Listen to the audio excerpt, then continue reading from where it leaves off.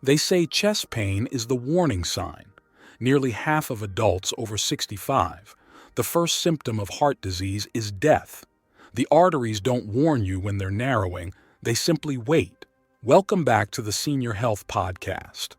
In this episode, we're exploring 5 natural habits that prevent future heart attacks and clean arteries after 60. Because according to the Centers for Disease Control and Prevention, nearly 80% of people who die from coronary heart disease are 65 or older, yet the condition often goes unnoticed until it's too late. The cost of misunderstanding arterial health isn't just numbers.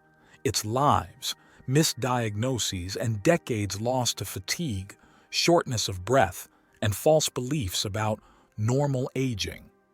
So sitting across from me today is someone who's seen all of that play out over more than a century.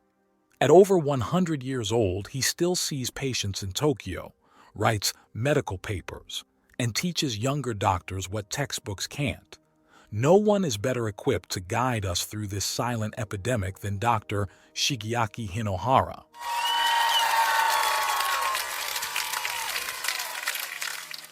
Thank you, John. It's always an honor to join this conversation, especially when the topic is one that hides in plain sight. But let me ask you something, John. How can a person with perfect cholesterol still suffer a heart attack in their sleep? Far too many. And I'd love to hear from those listening if that's something you or your family have dealt with too. It's scary and it feels unfair. That's because the real danger isn't in the number. It's in the daily habits we ignore. Arteries harden silently. Inflammation builds invisibly. And by the time the body screams, we call it aging, instead of the alarm it is. Today we'll walk through 5 natural, science-backed habits that anyone over 60 can start using immediately. Each one targets a different part of cardiovascular health, right? Yes, John. We talk about inflammation, blood viscosity, nutrient absorption, arterial stiffness, and fat metabolism.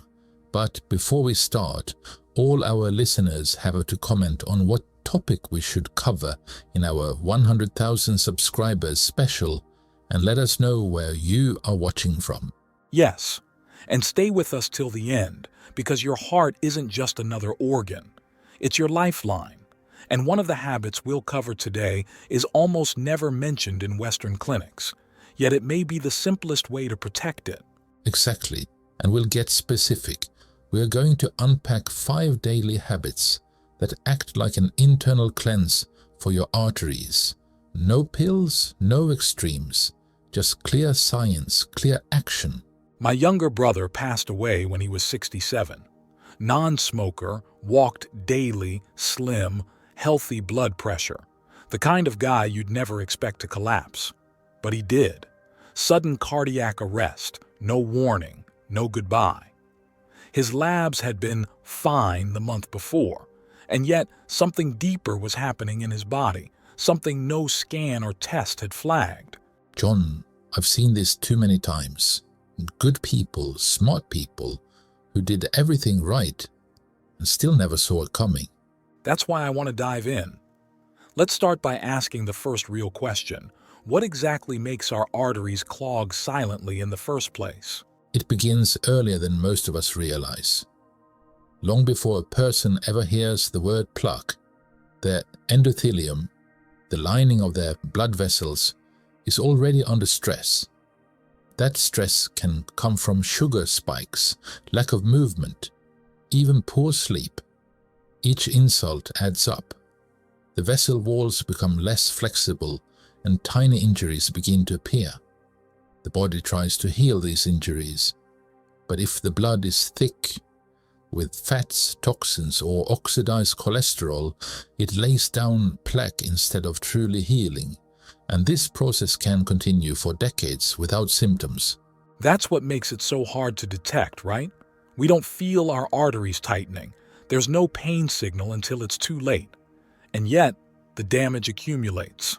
Exactly. You can't feel oxidative stress. You can't hear your endothelium cry for help. And even many doctors overlook the early signs because they look at cholesterol or blood pressure in isolation. But heart disease is not caused by a single number. It's the interaction of dozens of factors, including inflammation, nutrient deficiencies, and blood viscosity. So we've been asking the wrong questions? Yes, we have been trying to treat the result, the blockage, instead of the process that leads to it. And when we miss that, we waste the best years of prevention. Luckily, the body is always ready to repair, if we give it what it needs. That's what I want to explore today. I know so many listeners are trying. They're walking, eating salads, taking their meds, but still feel like they're playing catch-up. Let's give them something different today. Something simple they can actually do, starting with the first habit that you believe every senior needs to hear. Before we even reach for supplements or exotic diets, we need to restore the body's basic signaling. One of the first ways we do that is through magnesium, but not just any magnesium. Most people don't realize that magnesium has over 300 roles in the human body, and one of the most important is regulating vascular tone. That means how tight or relaxed our blood vessels are. When magnesium is low, arteries become more reactive. They constrict, become stiff, and elevate blood pressure silently.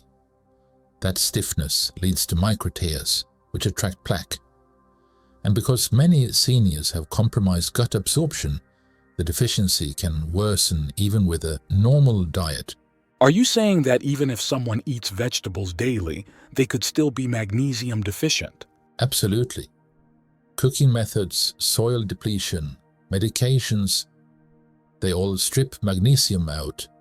And in Japan, we've studied this for decades. Postmenopausal women and elderly men show significant benefits from targeted magnesium intake, not just for bones, but for cardiovascular flexibility. That's fascinating. And I've read that even mild deficiency can double the risk of sudden cardiac death. So it's not just about preventing slow clogging, it's about protecting against sudden catastrophe. Exactly. It affects the heart rhythm, endothelial function, and even how our cells generate energy. Think of it like oil in a car engine. Without enough, the system overheats, even if all the parts seem fine. But the good news is, it's one of the easiest deficiencies to fix. That gives me hope. But I have so many questions now. Many of our listeners are probably wondering, is their magnesium actually getting where it needs to go? Are their medications blocking it? Is their diet enough? Because after hearing this, one thing is obvious. It's not what we take. It's what our cells absorb that matters. Which makes me wonder, once we've supported vascular tone with magnesium, what's the next habit that quietly strengthens the heart from the inside out? Excellent questions, John, and ones we must take seriously. Many seniors take magnesium, but their bodies barely absorb it because of antacids, diuretics, or even low stomach acid. It's not about swallowing more, it's about making each milligram count. That's why I always advise testing, adjusting the form, like switching to magnesium glycinate or citrate, and watching how the body responds. If the absorption improves, energy improves, sleep, blood pressure, even leg cramps, they all begin to change. That's when we know we're restoring function, not just adding supplements. And now that we've supported the vessel walls, it's time to think about what's flowing through them. Let's dive into the second habit. Yes, doctor, go ahead. The next habit is one many people overlook because they see it as just a food. But garlic, when used correctly, becomes a powerful tool for the heart. Not the cooked, powdered kind. I'm talking about raw, freshly crushed garlic. It contains a compound called allicin, which has been shown to reduce platelet stickiness. That means less clotting, better circulation, and less stress on the arteries. In Japan, we've used it not just for cholesterol, but to naturally regulate blood pressure and support nitric oxide production, which helps vessels stay elastic. And unlike pharmaceutical blood thinners, garlic doesn't increase bleeding risk in the same way. It nudges the body toward balance, not suppression. So this isn't about replacing medication, but enhancing what the body's already trying to do. Exactly. Especially for seniors who already take aspirin or blood thinners. We never advise replacing anything without a doctor's guidance, but 1 clove of raw garlic a day, crushed and rested for 10 minutes before consuming, has been studied to improve blood viscosity within weeks. It's also a natural antimicrobial, which supports the immune system. And there's even emerging research suggesting garlic may reduce arterial calcification, though more long-term studies are still underway. I imagine some listeners might be wincing at the thought of chewing raw garlic. Fair enough. It's not pleasant for everyone, but crushing it, letting it sit, and swallowing it with a bit of olive oil or water, that's usually enough. And for those with sensitive stomachs, fermented garlic or aged garlic extract can be a gentler alternative with many of the same benefits. And it sounds like this is especially helpful for those with borderline high blood pressure or a family history of stroke. Yes, and it's safe for daily use in food amounts. But again, anyone on medication should have a quick conversation with their physician, because while garlic is gentle, it's also potent. I've seen patients lower their blood pressure modestly just by adding it consistently. And when combined with other habits we'll discuss today, the effects become additive. Garlic doesn't fix everything, but it creates a friendlier environment inside the bloodstream, and sometimes that's what makes the difference. That's powerful and so practical. I can imagine many of our listeners could start this tomorrow. Just a clove a day, treated the right way, and monitored with care. Exactly. Natural doesn't mean harmless, but it also doesn't mean weak. It means intelligent, cooperating with the body rather than overriding it. So, doctor, that brings us to habit number 3. What's the next daily action that helps defend the heart from the inside out? This next one is personal for many patients because it's about inflammation, and inflammation rarely makes noise until it's done damage. Chronic low-grade inflammation weakens the arteries, making them more vulnerable to plaque buildup. It also interferes with how cholesterol is processed, which is why someone can have normal numbers and still face risk. The habit? Daily turmeric? Specifically curcumin, its active compound. Turmeric? Like the spice used in curry? Exactly, but the key is concentration and bioavailability. Most turmeric powders only contain a small percentage of curcumin, and it's poorly absorbed unless paired with black pepper or healthy fat. That's why I recommend seniors either use a turmeric supplement with piperine or cook with turmeric in oil-based dishes. I've seen more turmeric teas lately too. People mixing it with warm almond milk or ghee. Are those effective? They can be, especially when made with care. The idea isn't just to consume it, it's to deliver it where it needs to go. Curcumin has been shown in multiple studies, including one in the American Journal of Cardiology, to reduce markers of systemic inflammation like CRP. It also helps protect the endothelium and reduce oxidative stress, which are both key for arterial health. In Japan, we use it regularly in preventative care, not just for the heart, but for the brain, joints, and even emotional resilience. But again, it needs to be consistent. Taking turmeric once a week won't help much. Like magnesium, it's about building daily support. And what about interactions, especially for those on blood thinners or anti-inflammatory drugs? Yes, but those can all be signs. Chronic inflammation doesn't just attack the heart. It lowers energy, damages cognition, and accelerates aging across the body. That's a powerful shift in thinking. We often separate these symptoms. tiredness, forgetfulness, stiffness. But if inflammation connects them, then reducing it could bring relief on all fronts. And the fact that something as accessible as turmeric can help, that's hopeful. So let's keep going, because now I'm wondering, once inflammation is under control, what's the habit that supports actual artery repair? The fourth habit is about feeding the cells that build and repair the arterial walls.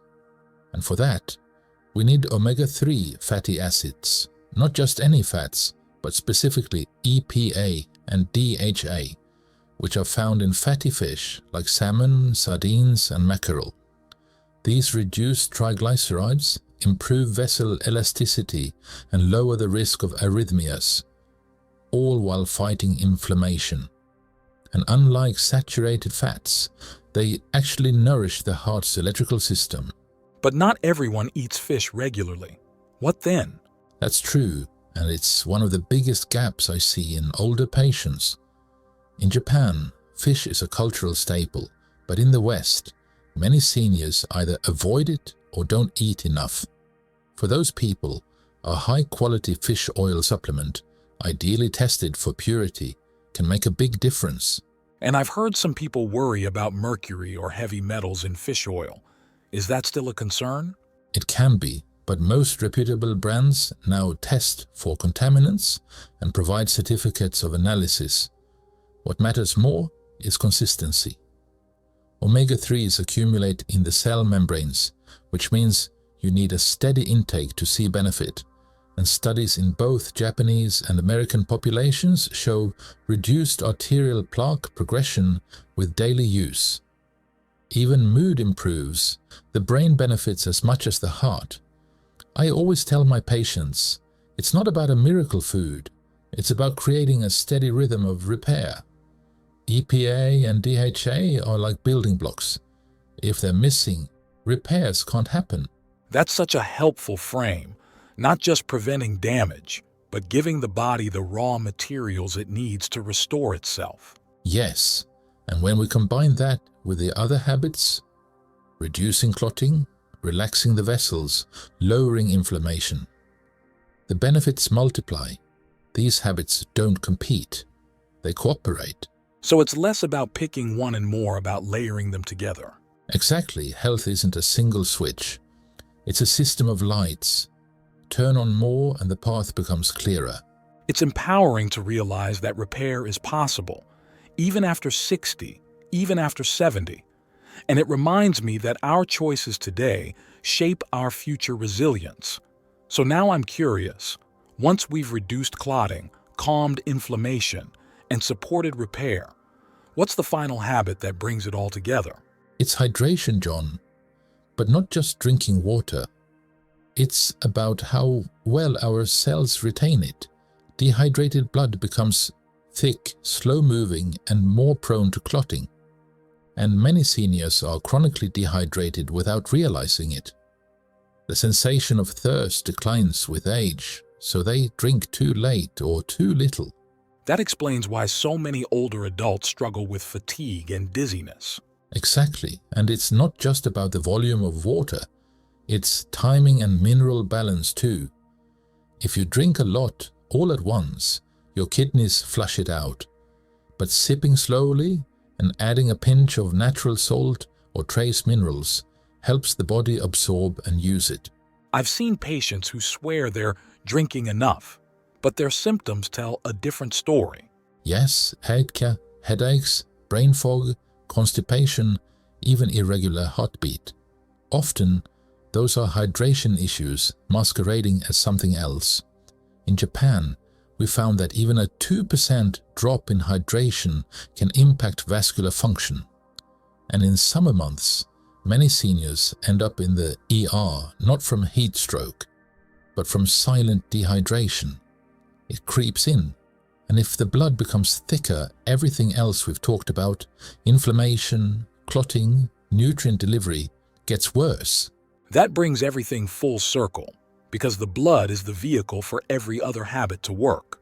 Exactly, and proper hydration also supports lymph flow, which helps detoxify the tissues. The goal isn't just to drink, but to circulate, That's what keeps the system moving. And I assume that means avoiding diuretics like too much coffee or alcohol, right? Yes, and if someone is on a medication that pulls fluids, like blood pressure pills, they need to be especially mindful. I often tell patients hydration isn't just prevention, it's a daily act of repair, especially when paired with movement, even gentle walking. That's how we maintain vascular rhythm. It's humbling how something as basic as water can make or break the system. And yet, it's the first thing many people overlook. We chase exotic solutions, but forget to sip consistently. The body needs simplicity, rhythm, and support. So hydration is the bloodstream's quiet protector. That's a powerful image. It is, and when combined with the other 4 habits, it becomes a force multiplier. Magnesium relaxes, garlic thins, omega-3s repair, but water carries the message. That wraps it together so clearly. I'm already imagining our listeners taking a slow sip of water as they hear this, because none of this is extreme, and that's the point. These are habits, not hacks, and when they're combined, they don't just prevent heart attacks, they rebuild the very system that keeps us alive. What I have learned over more than a century is this: the human body is not fragile. It is resilient, brilliant, and always reaching for balance. But it needs help, not from more pills, but from more attention, more listening, more care. These 5 habits aren't about perfection, they're about consistency and choosing each day to create an environment where healing is possible. That's such a powerful reminder, Doctor.